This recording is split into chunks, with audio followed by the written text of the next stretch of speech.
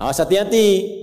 Semua amal itu akan diikat dengan niatnya. Dengan niat itulah diberikan oleh Allah dua hal. Satu, berpahala atau tidak. Jadi investasi akhirat atau tidak. Yang kedua, kesungguhan kita untuk mencapai itu. Jadi bapak ibu ini punya pekerjaan nih, ya. Serius tidaknya tergantung motivasi niatnya. Kalau bapak niat bakal serius, kalau nggak niat nggak akan serius. Anda jadi tentara nih, kalau niat betul jadi tentara akan sungguh-sungguh. Kalau nggak niat ya biasa-biasa saja, ada tugas kerjakan, nggak ada santai. Anda kuliah kalau niatnya benar, sungguh-sungguh belajarnya. Duduk paling depan, dengarkan dengan baik, catat, nggak paham nanya. Makanya masuk dengan keluar beda. Masuk belum paham, keluar sudah paham. Ini duduk, masuk kelas, duduk di kursi barisan belakang. Duduk di kelas, bangku deretan belakang. Itu kan di dalam kelas penuh dengan obrolan. Dengan pikirin. Nggak pernah nanya, pulang. Mau ujian, minggu tenang jadi minggu gelisah. Pinjam catatan teman. Nah itu belum niat, nggak niat tuh kuliahnya. Ya, kalau mau niat tuh sungguh-sungguh pasti serius. Jadi semua pekerjaan itu akan jadi tercapai hasilnya kalau sungguh-sungguh, kalau serius. Serius. Ya, jadi kalau melamar sekali ditolak, kedua kali, terus, 3 kali, 4 kali. Ya, kalau tidak ada di tempat itu, cari tempat lain. Ada seorang pemain biola, tingkat tinggi itu biolanya saja harganya puluhan miliar. Kalau sekali konser, itu tarif konser biola itu bisa di atas 1-2 miliar. Tiba-tiba dia coba iseng ngamen di pinggir jalan. Ya, jadi kalau kita di kereta di New York itu ada stasiun, di situ suka ada yang ngamen-ngamen itu. Iseng beliau ngamen, gak ada yang tahu kalau itu pemain biola termahal di dunia. Begitu memainkan musiknya, bagus musiknya, yang dikasih cuma recehan. Sekian sen. Dapatnya berapa? Ya cuma sekian dolar, 4-5 dolar aja. Padahal ini kalau manggung tarifnya bisa 2 miliar. Tapi analisis komentarnya sangat luar biasa. Ternyata manusia itu, perhatikan, kalau ingin sukses harus pandai menempatkan diri. Dia dihargai murah itu karena di tempat yang memang tidak mengetahui siapa dia. Ketika dia menempatkan diri pada tempatnya, maka berharga nilainya di hadapan Allah. Jadi kalau Anda di satu tempat dianggap tidak bernilai, cari tempat lain. Mungkin di situ bukan tempat yang layak bagi Anda untuk menunjukkan siapa Anda. Tapi mesti serius. Itulah sebabnya ada sa'i. Apa itu sa'i? Ayo rali-rali kecil. Terus lari-lari besar apa? Maraton. Sa'i dari kata sa'a, artinya sungguh-sungguh, serius mencapai peluang, naik ke atas bukit untuk melihat dengan jernih ke rahmah, ya. Lihat dari sofa sampai marwah dengan sifat rahmah. Marwah itu puncak tertinggi yang ingin diraih. Maka gunakan dengan sa'i, sungguh-sungguh serius. Kalau lihat peluang kejar walaupun dengan berlari. Kalau nyampe nggak ketemu, balik lagi. Walaupun sampai bolak-balik. Pada akhirnya pasti ditemukan yang cocok dengan kita. Sungguh-sungguh. Nah ini Jadi kalau Anda ingin serius, ingin sukses, ya, mencapai sesuatu apapun serius. Yang sekolah serius nih. Ya. Perwira-perwira masuk mau sekolah serius. Ya, jangan mengandalkan joki. Ayo serius supaya ilmunya benar. Ya, urutkan. Anda juga sama nih yang di kampus-kampus dan sebagainya tuh. Ya, kuliah yang betul. Kan mau Indonesia emas tuh 2045. Bagaimana bisa dapat emas kalau nggak sungguh-sungguh? Itu yang kemarin PON tuh. Kalau nggak serius nggak dapat emas. Nah, yang kedua begini. Kalau cuman pakai yang pertama, yang belum beriman pun dapat itu. Terus faedahnya kita beriman apa? Ya, gini ya. Ini ada yang belum beriman, non-muslim. Kerja serius. Anda sudah beriman, kerja serius juga, sama-sama serius. Dua-duanya sukses. Lalu manfaat imannya apa? Tuh. Ini untuk menjawab pertanyaan begini, Pak abdi teh muslim. Nah, non-muslim teh tiasa sukses, kaya, abdi teh kaya. Saya sholat tapi nggak kaya-kaya. Nah, itu pertanyaan yang salah. Supaya kaya itu penyebabnya bukan sholat, tapi serius, sungguh-sungguh. Kalau sungguh-sungguh kerja, sukses. Sungguh-sungguh belajar, sukses. Sholat itu, nah ini mendampingi kesuksesan dengan keberkahan. Kalau ingin berkah, sholat. Ingin nyaman, sholat. Sholat mendesain kesuksesan itu melahirkan falah, kebahagiaan yang mendamaikan. Makanya falah dalam bahasa Inggris definisinya success and happiness. Sukses dan bahagia. Balik ke sini, ke hadis tadi. Lalu apa manfaatnya di situ huruf ba itu? Niat itu apa? Merubah rutinitas menjadi ibadah. Ini yang mahal. Ini Pak, gini Pak ya. Bu. Ini apa Bu? Gelas. Isinya air. Fungsi air itu menghilangkan haus. Caranya minum. Tiap hari kita itu minum. Sesuatu yang dilakukan terus-menerus namanya rutin. Disifati jadi rutinitas. Minum itu rutinitas. Tidak minum bahaya buat ginjal. Minum kita. Tapi yang kedua begini. Gimana caranya rutinitas itu jadi ibadah?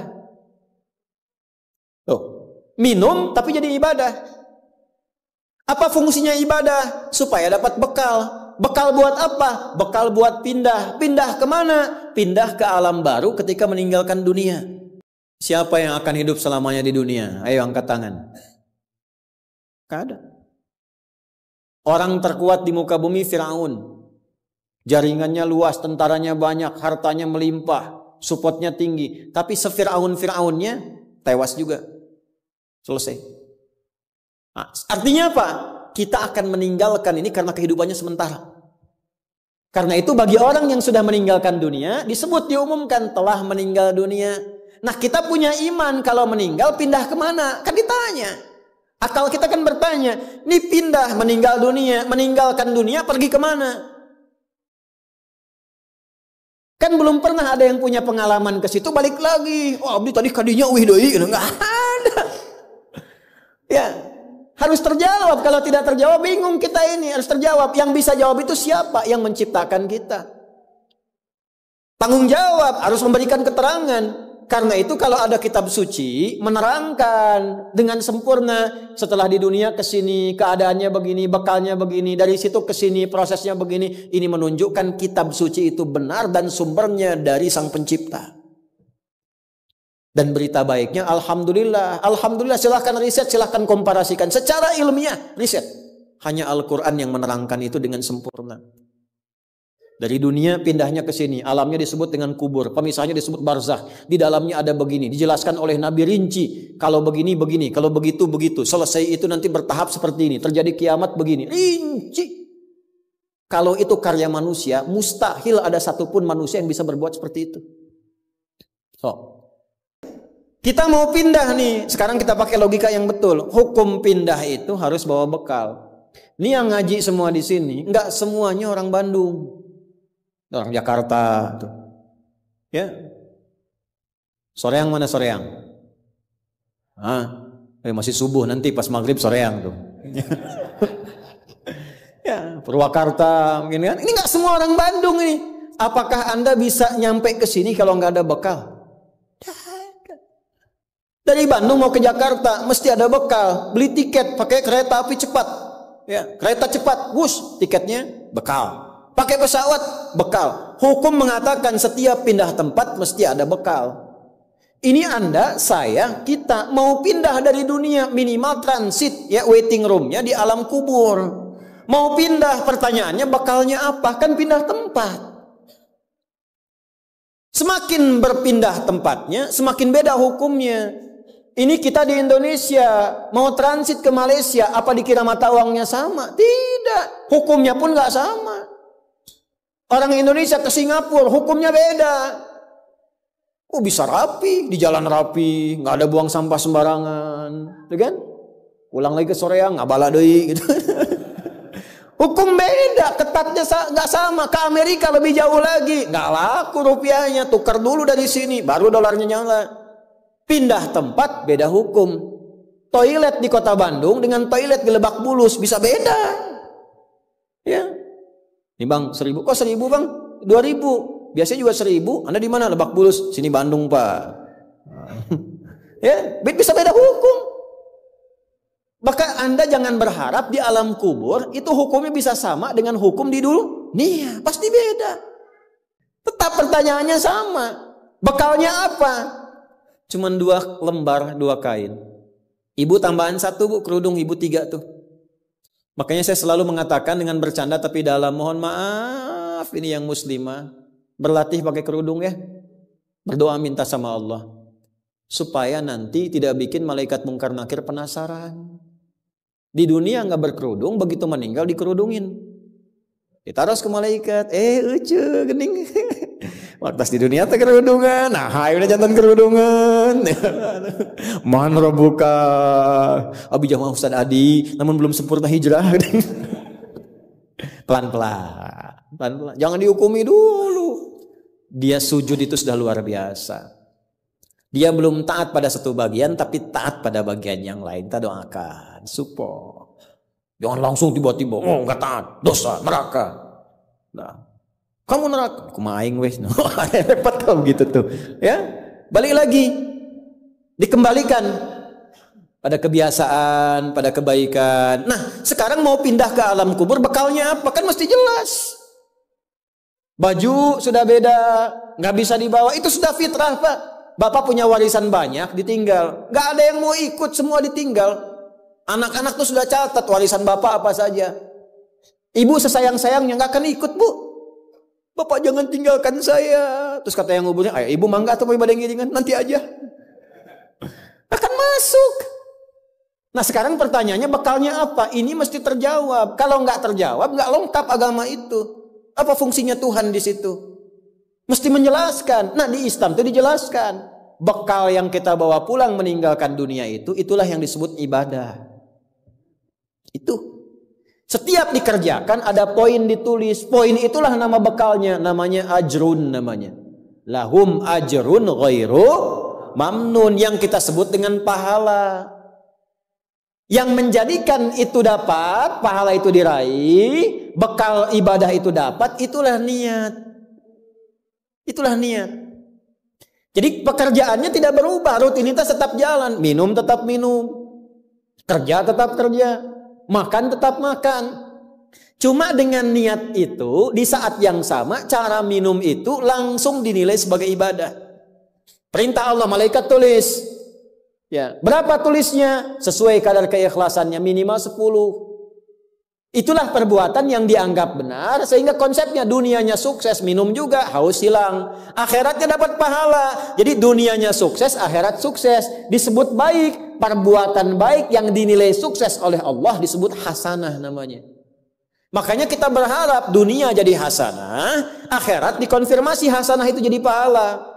Maka kita berdoa, Al-Baqarah ayat 201, Rabbana atina fid dunya wa fil akhirati waqina. Apa tafsir hasanah terkait ibadah? Tafsir hasanah terkait ibadah pindah surat ke surat 6. Ayat berapa? 160. Man jaa bil hasanati falahu asyru amthaliha. Minimal kalau diniatkan jadi ibadah tulis 10. 10 itu yang disebut bekal pulang. Sebelum meninggal. Tampilkan nanti. Punten Pak, ngetang nate sanes kieu nya 1, 2, 3, 4 itu hitungan dunia. Cara menghitungnya 1 ke 2 500 tahun. 2 ke 3 500 tahun. 3 ke 4 500 tahun. Nanti semua itu diakumulasi, ditampilkanlah surga yang sesuai dengan pahala kita. Kapan ditampakkannya? Saat sakaratul maut sebelum meninggal. Sifat ibadahnya disebut, sifat orang yang rajin ibadah disebut abdun, jamaknya ibadun. Ketika mau meninggal ditampakkan, karena ditampakkan tenang dia. Nyawanya tenang, jiwanya nyaman. Sifat jiwa yang dilatih ibadah, saat latihan disebut tumakninah. Ruku anjen, jangan dulu itidal sampai tumakninah. Sujud, jangan bangkit dulu sampai tumakninah. Kebiasaan tumakninah punya sifat namanya mutmainnah. Makanya saat akan meninggal disebut ibadahnya, disebut mutmainahnya. Di mana? Quran surah 89 ayat berapa? Ayat 27 sampai 30. Ya ayyatuhan nafsul mutmainnah irji'i ila rabbiki radiyatan mardiyah fadkhuli fi ibadi, disebut ibadnya. Wadkhuli jannati, ditampakkan surganya. Ini surganya anjeun teh ieu tina amalan-amalan yang telah dilakukan selama hidup. Kalau yang nggak ada bekal, tampaknya yang jelek-jelek sesuai kebiasaannya. Ya. Kebiasaan dugem ditampakkan leng-geleng. Ini bingung, la ilaha illallah, geleng lagi, la ilaha geleng lagi. Yang biasa tahlil, biasa ngaji, wafat sesuai kebiasaan, sesuai ajalnya. Tampak. Nah, sekarang untuk mencari bekal itu bagaimana? Niatkan menjadi ibadah. Itu fungsinya itu mahal. Pembuktiannya setelah meninggal. Kalau bapak nggak percaya, ibu nggak percaya, dipertanyakan imannya. Silahkan saja nanti lihat setelah meninggal. Ya, cara merubahnya bagaimana? Nanti ada 3 bagian. Karena itu kata Imam Syafi'i, hadis ini sepertiga ilmu. Ilmu itu dipraktikkan lewat amal, makanya hurufnya sama. Ain, lam, mim saat belajar. Ain, mim, lam ditukar, lamnya ke belakang, mimnya ke tengah. Saat diamalkan hurufnya sama. Orang yang mengerjakan itu ain pakai alif, lam dan mim, alimun. Tempatnya alamun, tanda-tanda orang itu kenal Allah, maka dia pakai ilmu. Ilmunya dia amalkan, hurufnya sama semua. Ilmun, amalun, alimun, alamun. Allah disebutnya apa? Rabbil alamin, jama alhamdulillahi rabbil alamin. Jadi kalau kita pakai ilmu, gunakan. Begitu digunakan, tuliskan pahalanya. Kata Imam Syafi'i, hadis ini sepertiga ilmu. Karena ilmu itu ada 3. Ilmu tentang lisan, ilmu tentang perilaku tubuh bagian luar, ilmu tentang hati. Semua perilaku kita bergantung 3 hal tadi. Contoh lisan. Panitia, kalau ada teh manis bagus banget itu. Enggak, ini contoh, bukan minta. Enggak, ini saya sudah ada minuman, enggak usah bikin teh manis. Contoh aja, contoh, ya. Kalau ada teh manis bagus banget itu. Itu lisan. Begitu lisan keluar, panitia langsung mikir, aduh, enggak dibikin tadi katanya. Maka coba di belakang dibikin, walaupun ustadznya bilang contoh, langsung bikin misal contoh gitu kan. Itu lisan. Kerjakan, siap kerjakan, komando, jalan, lisan. Jadi perilaku kita kadang bergantung lisan. Makanya ada ayat dan hadis tentang lisan. Hati-hati.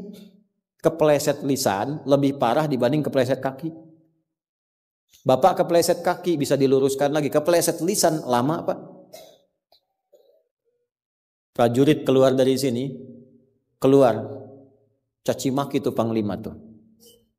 Jangan dipotong videonya ya. Contoh ini mah, contoh. Kepleset lisannya, selesai karirnya. Kepleset kakinya, masih bisa berjalan. Maka lisan tuh ada hukumnya sepertiga bagian hidup kita. Kedua nih, ujung kepala sampai ujung kaki, tangan bergerak, kaki melangkah. Hati-hati. Itu semua ditentukan oleh apa? Ini kolbu, amalan hati. Bapak tahu dari mana kalau orang yang senyum itu senang pada Bapak? Bagaimana taunya? Boleh jadi dia iri hati, di hatinya itu ada sesuatu. Nah, karena manusia bertindak dari 3 bagian ini, maka Imam Syafi'i mengatakan, inilah hadis sepertiga ilmu. Kalau paham hadis ini, sepertiga kehidupan kita tuh hatam. Kuncinya apa? Niatkan semua hal itu menjadi bagian ibadah, maka pekerjaannya berkah, akhiratnya dapat.